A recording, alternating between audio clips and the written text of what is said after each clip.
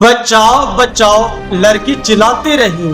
तो कोई दुपट्टा खींचता है, तो कोई जंगल में लेकर जाता है, तो कोई पुल के नीचे लेकर जाता है। उस लड़की के साथ एक युवक था, उसे भी पिटाई करता है। बात दरअसल ऐसा होता है कि एक गर्लफ्रेंड और एक बॉयफ्रेंड दोनों मिलने के लिए अपने गांव से दूर हटकर एक सड़क पर बैठकर दोनों बातचीत कर रहा था। इसी बीच 3 से 4 युवाओं उसी रास्ते से गुजर रहा था और यह दृश्य देख रहा था। उसे ऐसा लगा कि ये दोनों तो अकेला है, और इसी मौका को पाकर वो 3-4 युवाओं उस लड़की को जंगल में लेकर जाने लगता है, और जो बोलता है लड़का उसे भी पिटाइयां करने लगता है। लड़का को गोली मारकर हत्या कर देता है। गांव में सन्नाटा का माहौल छा जाता है। वहां के स्थानीय लोग सीआईडी को कॉल करते हैं। सीआईडी वहां जाते हैं, जांच करते हैं, तो पता चलता है कि लड़के के ऊपर 3 से 4 व्यक्तियों की अंगूठे का निशान है, और ये जो गमछा है, ये गमछा किसी बूढ़े व्यक्ति का है। विशेष रूप से पता चलता है कि यह जो लड़ाइयां हैं ये पुत्र और बेटे में की गई है।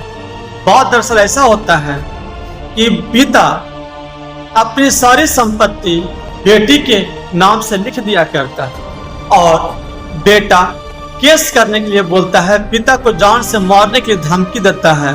तब बेटी ही कई युवाओं से बुलाकर अपने भाई को हत्या करवा देता है, और उसे मुंह को बांधने के लिए गमछा का प्रयोग किया गया था। 6 पुरुष 4 महिला 2 बच्चों को एक बोलेरो ड्राइवर सभी को अपहरण करता है।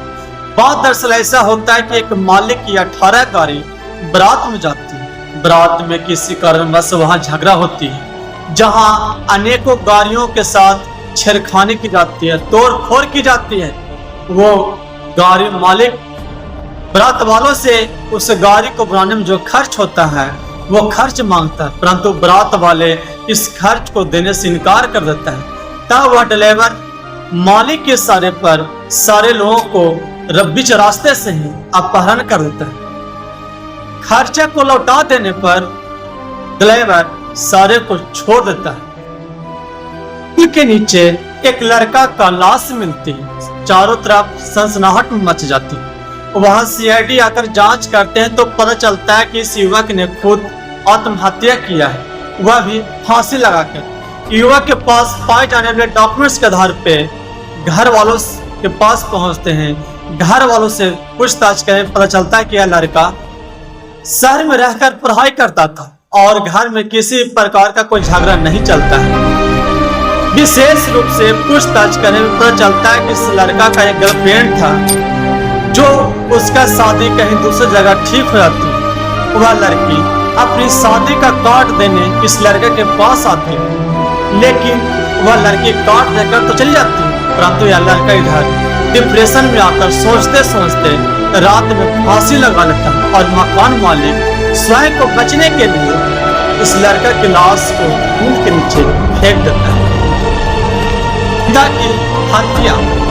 एक लड़का की एक शादी ठीक हो जाता है। लड़का बोलता है कि पापा हम वहां शादी नहीं करेंगे। तब पिताजी बोलते हैं कि बेटा तुम शादी कहाँ करोगे। बेटा बोलता है कि पापा उनका दहेज लौटा दीजिए, वो लड़की हमें पसंद नहीं है, इससे अच्छा तो एक हमारा गर्लफ्रेंड है, हमें उसी से शादी करवा दीजिए। तब पिता ऐसा काम करने से इनकार कर देता है। बोलता है कि देखो बेटा, वो इस जाति के हैं, वहां के रहने वाले हैं, ये हमारे समाज को ठीक नहीं लाएगा। दोनों में बहुत बातें होने लगी, बहसें होने लगी। अंत में वह लड़का बगल में रखे हुए तेज धार वाले लोहे की औजार को फेंक देता है, और जिससे पिता की मौत हो जाती है। व्यक्ति ऑनलाइन गेम खेलता है। ऑनलाइन गेम खेलते खेलते वह व्यक्ति इतना पैसा हार जाता है कि वो कर्ज में डूब जाता है।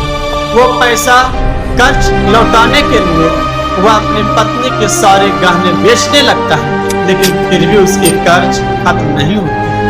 एक की बात है कि वह औरत बक्सा खोलकर अपने गहने देखने लगती है, तो पता चलता है कि इस बक्से में तो गहना गायब है। उस गहने के बारे में अपनी पति से पूछताछ करती है, परंतु पति कुछ नहीं बताता है। पत्नी को ऐसा महसूस होता है कि ये सारे गहने हमारे पति किसी दूसरे औरत को दे देता है। तब वह इसी आशंका में वह पत्नी जहरीला पदार्थ खाकर अपने प्राण को त्याग देती है।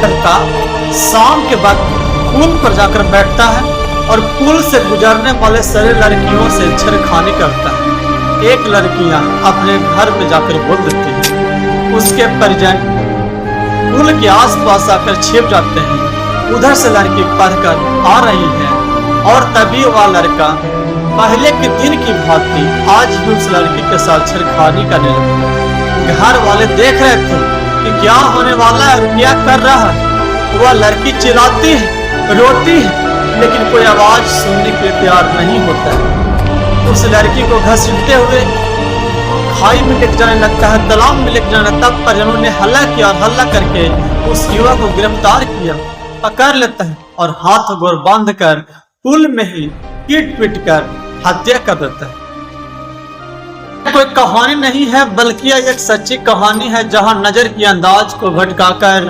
ग्राहक के सामने धोखाधड़ी की जाती है। भले ही आप इस घटना को हम कहानी के रूप में कह रहे हैं, लेकिन यह कोई कहानी नहीं है। बात दरअसल ऐसा है कि किसी स्थान पर मेला लगती है। मेले में बहुत सारे महिलाएं लड़कियां जाती हैं और उस मेले में एक कैंप लगती है जहां पे यह सूचना दी जाती है कि जिनका भी सोने चांदी अगर गंदी हो गई है तो इस मेले के माध्यम से उन्हें फ्री में साफ किया जा रहा है। महिला अपनी सोने चांदी उतार कर देती है और साफ करके वापस लौटा लेती। समय गुजरते हुए जिस महिलाओं ने साफ करवाई है उसकी सोना नकली निकल जाती है।